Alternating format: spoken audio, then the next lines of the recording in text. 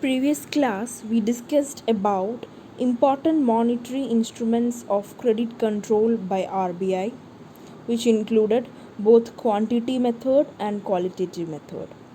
Quantitative method, which included bank rate, open market operations, and variable reserve ratios like SLR and CRR.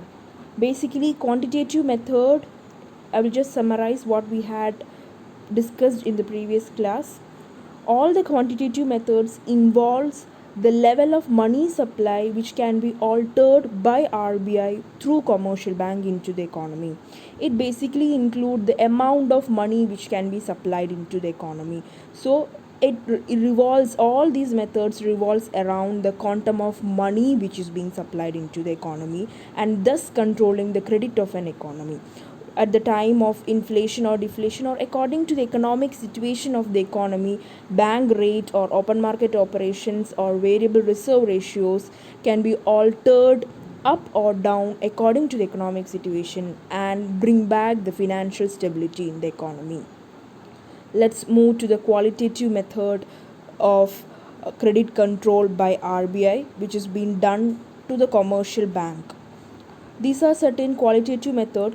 The only difference between quantitative method and qualitative method is that quantitative method involves the quantum of money involved. It is basically the rates and ratios or proportion of money, or the rates or percentage of bank rate or SLR or CRR which can be altered to bring a monetary stability into an economy. So it basically is the level of money supply which can be directly influenced by RBI, whereas qualitative method is in a kind of advice or guidelines or suggestions made by RBI to commercial bank to influence their behavior and thus change the money supply in the economy and bring monetary stability into the economy. So there is no direct change in money supply happening from RBI's part to the commercial bank or thus to the public. It is basically a kind of suggestion or guidelines given by RBI which has to be followed by commercial bank, thus it will indirectly have an effect on public. Quantitative method will have a direct effect, whereas qualitative method is a kind of suggestions or advice or notes given by RBI to commercial bank to make a difference or to influence their decision in the financial market. These are some of the qualitative methods: margin requirements, credit rationing, regulation of consumer credit, moral suasion, direct action. Let's start with margin requirement. Margin requirements are basically given by RBI to the commercial bank. Commercial bank do not lend up all the amount of the security but lend an amount less than its value. Basically, if you are taking a loan, for example, I'm going to a commercial bank and taking a loan, I want a loan worth like 5 lakh, I have to submit some kind of collateral security to the RBI to get loan worth 5 lakh. So the collateral I have to submit to the commercial bank has to be worth of this loan. Suppose I have a piece of land, maybe a 10 cents of land I have, and I need a loan of 10 lakh. So I am going to SBI, one of the commercial bank. I am going to one of the commercial bank and telling that I need a loan of 10 lakh, and I am submitting this 10 cent land which I have with me as collateral to the commercial bank. Commercial bank, on the basis of the value of that land, will give me the loan which I need. So what commercial bank will usually do is that they usually don't provide you the whole worth. If the land is worth of 10 lakh, they are not going to give us 10 lakh rupee as loan. The whole 10 lakh will not be provided to us. A certain amount will be cut from that. A loan will be provided, an amount will be provided to us which will be less than its value, less than the collateral's value which we have submitted to the bank. Suppose I need 10 lakh and I have submitted collateral of land worth 10 lakh, I will not be getting a loan amount of 10 lakh. Of course it will be some kind of 9,80,000 or 9,50,000. A certain amount will be reduced from the loan amount by the commercial bank. This reduction, or this percentage of reduction done by commercial bank on our loan amount, is known as margin requirement. The margin requirement against specific securities are determined by central bank. The percentage of how much has to be cut from the loan amount will be decided by the central bank according to the economic situation. Suppose it's an inflation, a rise in margin requirement will be there, which will reduce the borrowing value of the security and thus affect the flow of credit. Suppose now the money supply is too much in the economy and there is a need to reduce the money supply and inflation is going up. During that situation, margin requirement will be more. Suppose if it before that it was like I used to get 9,80,000 as loan amount. If it is an inflation, if the money supply is more in the economy, when the margin requirement is increased, I may only get 9,50,000 as my loan amount. That means the margin requirement which has been kept by the commercial bank according to the advice of central bank has increased. So thus, by changing the margin requirement, the borrowing, the money which I may get, the may on the security of, on the basis of my security, will come down. Thus it will affect the money supply or flow of credit in the economy. It will be just opposite in the case of deflation. If deflation is there, margin requirement will be reduced.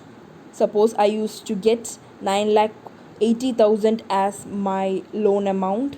Now if it is recession and RBI needs more money supply to be instilled in the economy, they will reduce the margin requirement. Thus I will be provided with 9,90,000 as a loan amount.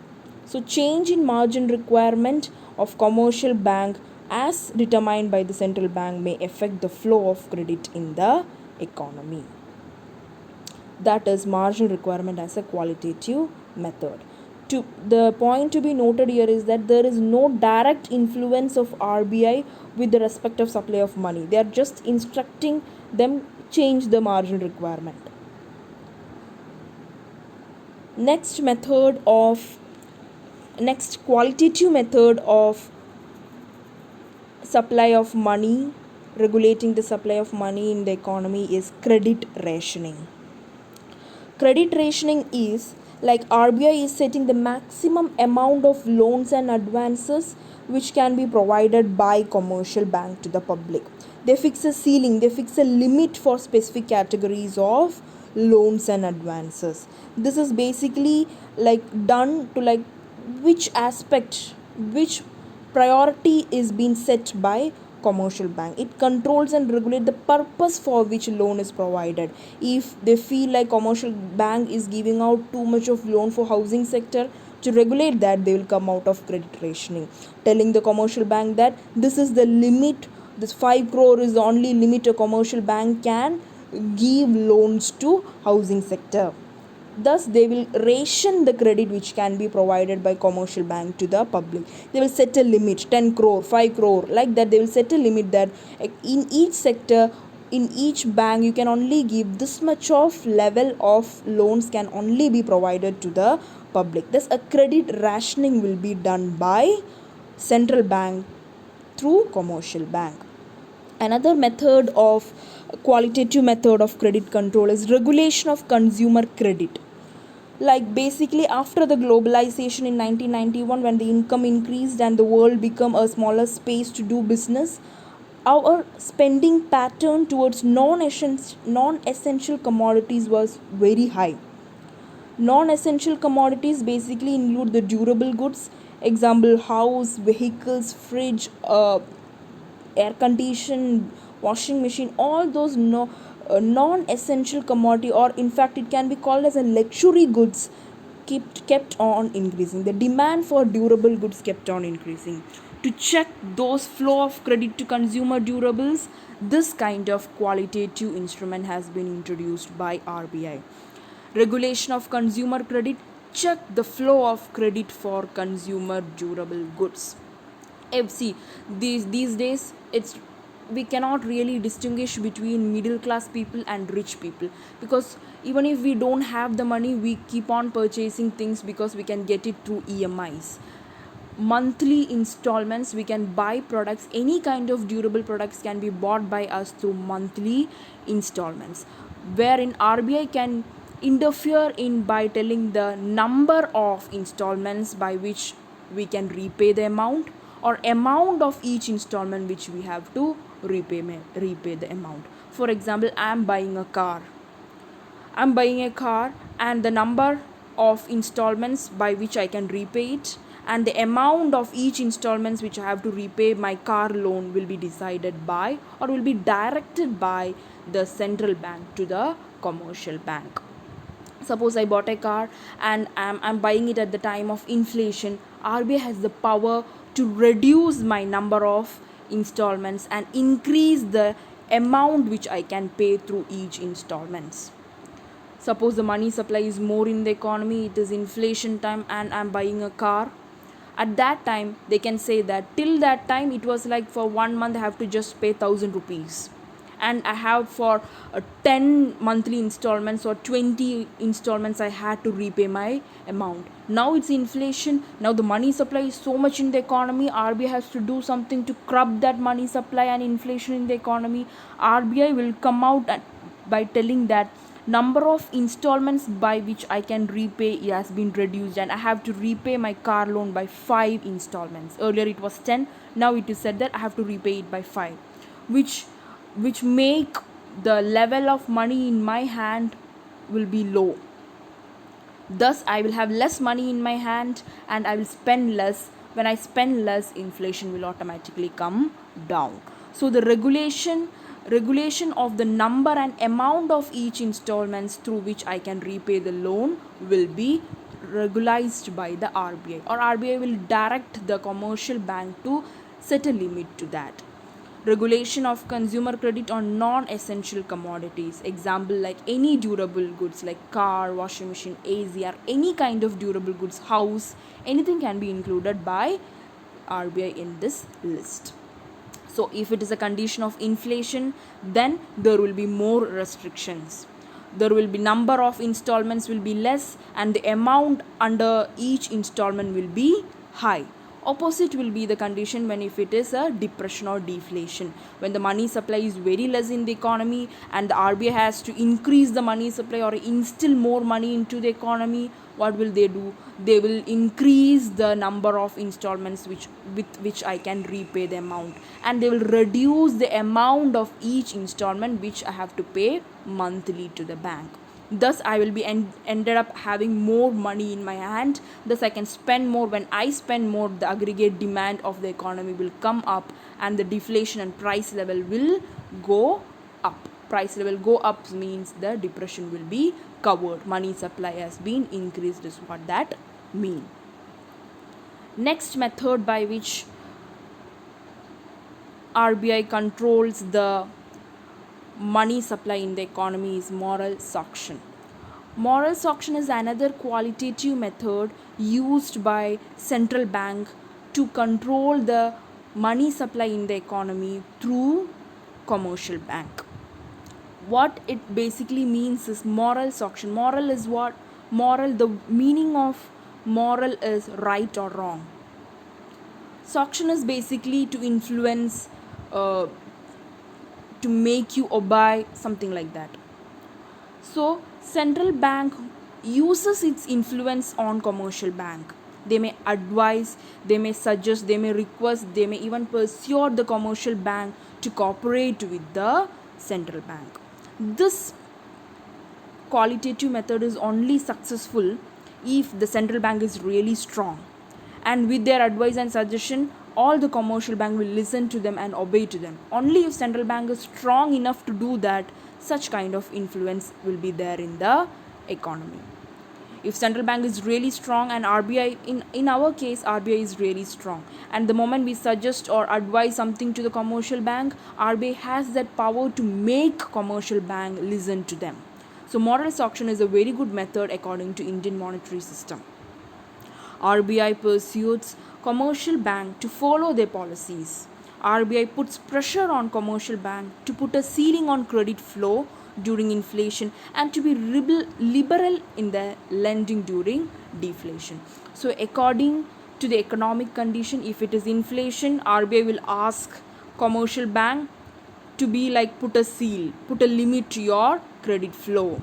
There will be more restriction during at that time. The moment the central bank instruct, commercial bank will be ready to listen that. Have to listen that. If commercial central bank is really strong in the economy, or if it's a deflation time, the money supply is very low, money supply has to be increased into the economy, RBI will instruct the commercial bank to be liberal with their lending policies. Lend more, let people have more money with them, they will instruct as such. So moral suasion is asserting a kind of moral influence on commercial bank due according to the economic condition of the economy. Next qualitative method used by RBI is direct action. Central bank has the authority to take strict action against any of the commercial bank that refuses to obey the directions given by RBI. There can be restriction on advancing of loans imposed by Reserve Bank of India on such banks. There are many kind of example, like if RBI is instructing something and commercial bank is not listening to that, RBI has the power to take strict action against such banks. You can see the example of PMC banks, the Punjab Maharashtra Cooperative Bank, which recently had to face lot of wrath from the RBI because they were not following the regulations given by RBI. So there can be a lot of problems or a lot of like cancelling of their license or stopping them or regulating them, controlling them, putting a ceiling for their credit. All these things can be done by RBI. Direct action can be taken by RBI if commercial bank is not adhering to the regulations given by RBI.